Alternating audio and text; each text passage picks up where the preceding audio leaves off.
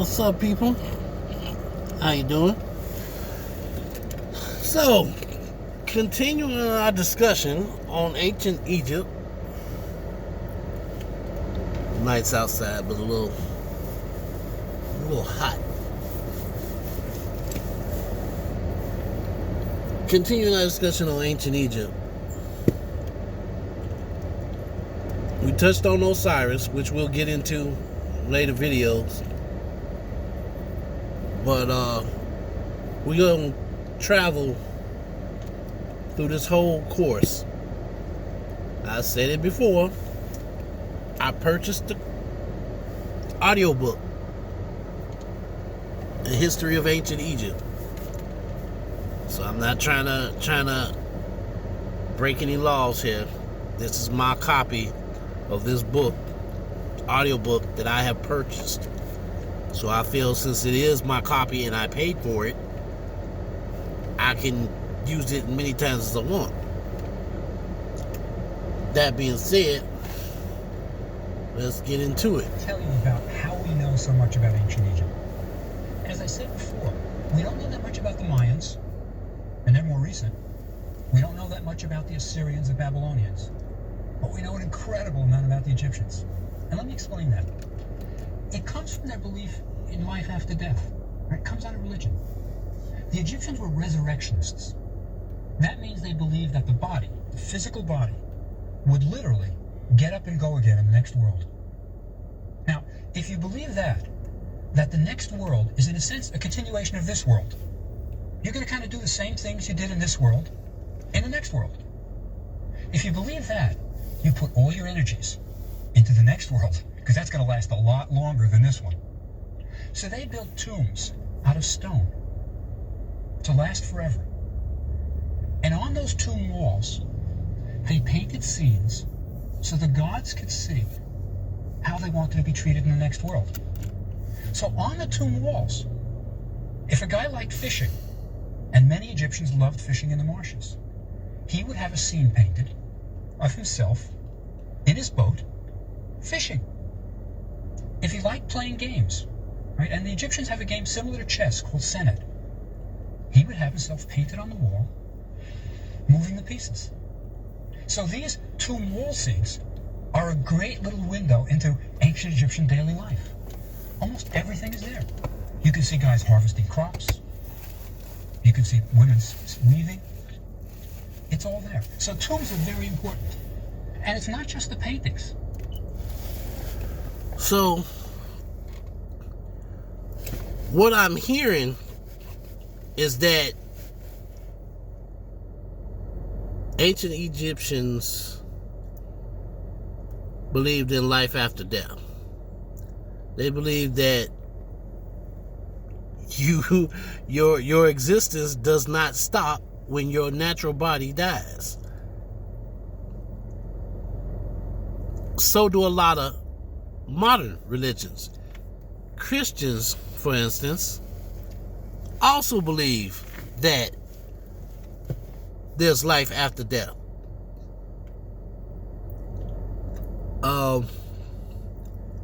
As we go through this, you're gonna find a lot of parallels between what the ancient Egyptians believed and what Christians and other religions believe. And I'll try to point that out as much as I can. But if something comes before a thing, it's usually the beginning, the introduction of something. You know, I remember watching Sci-Fi Channel as a kid, and they would have all this futuristic stuff on their equipment, cars, ships. A lot of that stuff actually came into being. Now we do have cell phones. Now we do have self-driving cars to a point. We have AI. We don't have a spaceship that can talk to you, but Google has the little voice lady Google Voice. Bixby is not as popular, but Samsung has their own version. Bixby is an AI. So a lot of stuff that happened in the past, even whether, well, I'll put it like this. A lot of stuff that happened in the past, whether it was fiction or non-fiction, has come to fruition. It actually exists. So to say that the Egyptians had it wrong, that they were paganists, then what are we? I hear a lot of talk about how Egyptians, ancient Egypt, was so bad, and a lot of people in the Bible was like, oh, well, they sold us into slavery. That's completely different times in history. Completely different times in history. But like I said, we're going to examine this thing from the beginning to the end. I hope you stay with me. Let's hear some more from the professor. They believed you could take it with you. So they filled the tombs with everything they wanted in the next world. So when we discover an intact tomb, it's got everything. It was a little bit like, I often think of it as, imagine you're going on a trip to a country you've never been to. You're not sure what the weather's like. You're not sure what the rules are. So you take everything. You take your umbrella, right? You take the raincoat just in case it rains there. And that's what the Egyptians did. They tried to take everything. So when you get a complete Egyptian tomb, you get furniture, right? Guys took their beds, right? Women took their cosmetics. The games. If you're a pharaoh, you could take your chariot. So Egyptian tombs are a wonderful source of daily life in the ancient Egyptians, right? So one of the reasons... Now again, now he's talking about how they buried the kings, the pharaohs, with all their worldly goods. But as all modern people know and understand, you cannot take it with you. You can be buried with all your loot, all your worldly possessions, and generations later, it's still going to be there. Because you just can't take it with you. The ancient Egyptians, I feel they were on something, but they were looking at it from a, dare I say, the wrong perspective. They were looking at it in a way, in a literal sense, instead of a spiritual sense, But it's just like a baby. Let's use that analogy. A baby doesn't just wake up one day and decide to start running. There's signs. A baby sits up, they look, they observe everybody else, and then one day that spark in their mind decides, we're going to try to do what everybody else do. We're going to try to walk. But they don't end up walking. They crawl first because their legs aren't strong enough to carry them. So they fall. That hurts. So they just going to walk on their knees. And they keep walking on their knees, and they keep walking on their knees until they get strong enough to lift themselves up and start walking on their feet. Everybody's happy now. The baby's walking. Soon after that, baby starts to talk. It's a natural progression. And as you'll hear the professor talk, ancient Egypt didn't like change. So they wanted things to stay the same. But you can't grow as a people, you can't grow as a culture if everything stays the same. it's just not, it ain't happening. So, like I said, you can't take it with you. And they thought that they could. I'm sorry to say, it's not true. History has shown us that you can't take it with you. Not in a literal sense.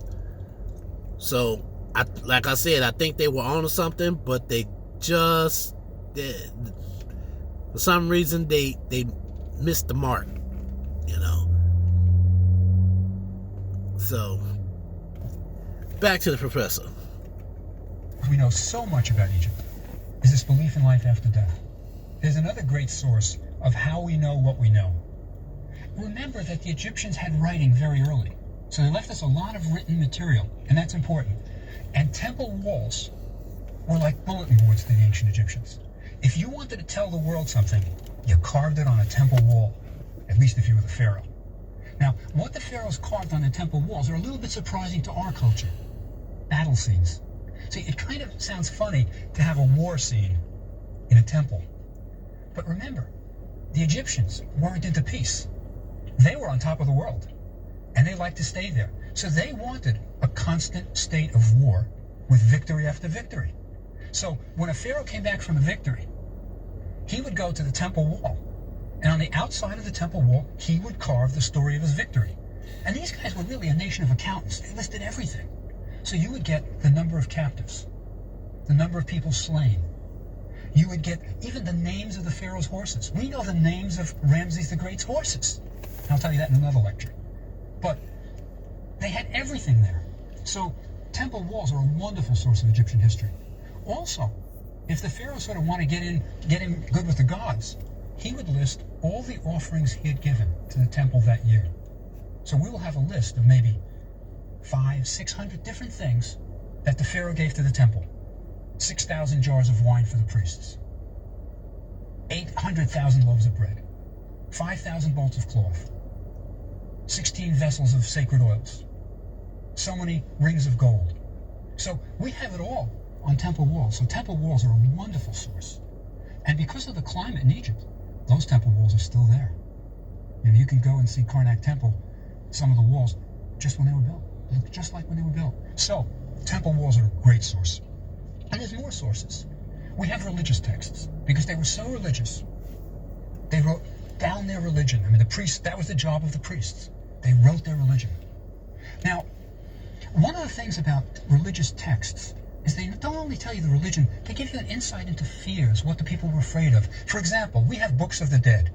Now, a book of the dead was a guidebook of how to get to the next world. And these are long rolls of papyrus.